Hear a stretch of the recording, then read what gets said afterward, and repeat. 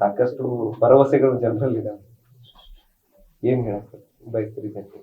ಇದು ಜ್ಯೋತಿಷದ ಭವಿಷ್ಯದಲ್ಲಿ ಹೇಗೆ ಅಂದರೆ, ಒಂದು ಸಂಕ್ರಾಂತಿಯ ಫಲ, ಇನ್ನೊಂದು ಯುಗಾದಿಯ ಫಲ. ಸೂರ್ಯನನ್ನ ಮೊದಲು ಮಾಡೋದು ಒಂದು, ಚಂದ್ರನ ಇಟ್ಕೊಳ್ಳೋದು ಒಂದು.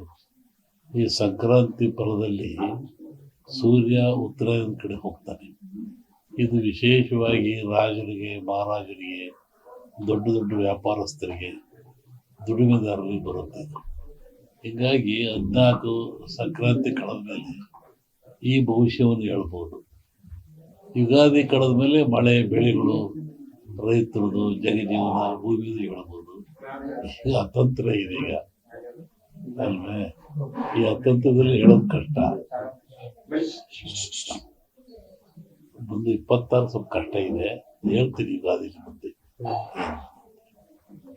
ಸಾಕಷ್ಟು ಜನರಿಗೂ ಕೂಡ ಒಂದು ಹೊಸ ನಿರೀಕ್ಷೆಗಳು. ಈ ವರ್ಷ ಬಹಳಷ್ಟು ಕಹಿ ಘಟನೆಗಳು ಬಹಳಷ್ಟು ಜನರಲ್ಲಿ ಆಗಿ ಹೋಗಿದ್ದಾವೆ. ಇದಕ್ಕಿಂತ ಕಷ್ಟ ಆಗುತ್ತೆ ಮುಂದೆ 26. 25 ನಡೀತಲ್ಲ, ಇದಕ್ಕಿಂತ ಕಷ್ಟ ಆಗುತ್ತೆ. 8-10% ಜಗತ್ತೇ ಮುಳುಗಿ ಹೋಗೋ ಲಕ್ಷಣ ಇದೆ. ಯುಗಾದಿ ಹೇಳ್ತೀನಿ ಅದೆಲ್ಲ. ರಾಜಕೀಯದಲ್ಲೂ ಸ್ವಲ್ಪ ರಾಜಕೀಯದಲ್ಲಿ ಹೇಳಿದ್ನಲ್ಲ, ಮೈಸೂರಲ್ಲಿ ಸಂಗಮೇಶನಲ್ಲಿ ವನೈ ಆದರೆ ಒಳಹಡ್ಡ ಬಂದಿದೆ. ಹಿಂದೆ ಹೇಳಿದ್ದೆ ನಾನು, ಹಾಲು ಮತ್ತು ಸಮಾಜದವರ ಹತ್ರ ಅಧಿಕಾರವನ್ನು ಬಿಡಿಸ್ಕೊಳ್ಳೋದು ಕಷ್ಟ ಅಂತ. ಅವರಾಗೆ ಬಿಟ್ಟರೆ ಅವಕಾಶ ಇದೆ, ಇಲ್ಲದೆ ಹೋದ್ರೆ ಕಷ್ಟ. ಸಂಕ್ರಾಂತಿ ಕಳಿಬೇಕು, ಆಮೇಲೆ ಅರಸನ ಭಂಡಾರ, ಬಡ್ಜೆಟ್ಟು ಇದೆಲ್ಲ ಆಗಬೇಕು. ಆದಮೇಲೆ ಅವರಾಗಿ ಬಿಟ್ಟು ಸಾಧ್ಯ ಇದೆ, ಇಲ್ಲಿಯವರು ಕಷ್ಟ ಇದೆ. ಇಡೀ ದೇಶದ್ದೇ ನೋಡೋದಾದ್ರೆ, ಇಡೀ ದೇಶದ ನೋಡೋದಾದ್ರೆ, ಇಡೀ ದೇಶದ್ದೇ ನೋಡೋದಾದ್ರೆ ರಾಜಕೀಯ ಪರಿಸ್ಥಿತಿ ಹೇಗಿರುತ್ತೆ ಅಂತ ಕೇಳ್ತಿದ್ದಾರೆ. ಸೆಂಟ್ರಲ್ಲಿ ಸ್ವಲ್ಪ ಕಷ್ಟ ಆಗುತ್ತೆ. ಇದಕ್ಕೆ ಹೇಳಿದ್ದಲ್ಲ, ಅರಸನ ಅರಮನೆಗೆ ಕಾರ್ ಮೋಡ ಕವಿದಿತ್ತು ಅಂತ ಹೇಳಿದ್ದ, ಹೇಳಿಕೆ ಬಂದೆ.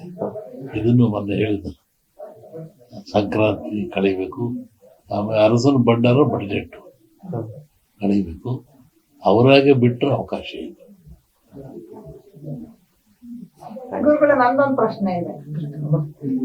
ಮಹಿಳೆಯರಿಗೆ ಇರುವಂತ ಬಂಗಾರದ ಬೆಲೆ ಇಷ್ಟೊಂದು ಹೆಚ್ಚಿಗೆ ಆಗ್ತಾ ಇದೆಯಲ್ಲ, ಇದಕ್ಕೆ ಯಾವ ರೀತಿ ಪರಿಹಾರ? ನನಗೆ ಸಂಬಂಧಪಟ್ಟದ್ದಲ್ಲ, ಆಶೀರ್ವಾದ ಏನೋ ಕೇಳಿ ಬೆಲೆ ಕಟ್ಟಿ ನಾನು ಬಂಗಾರನೇ ಹಾಕಲ್ಲ, ಏನ್ ಮಾಡೋದು? ಆಗ ಸಾಮಾನ್ಯರಿಗೆ ಬೇಕಲ್ಲ. ಬಹಳ ವಿಸ್ತಾರವಾಗಿ ಹೇಳೋ ಟೈಮ್ ಮತ್ತೆ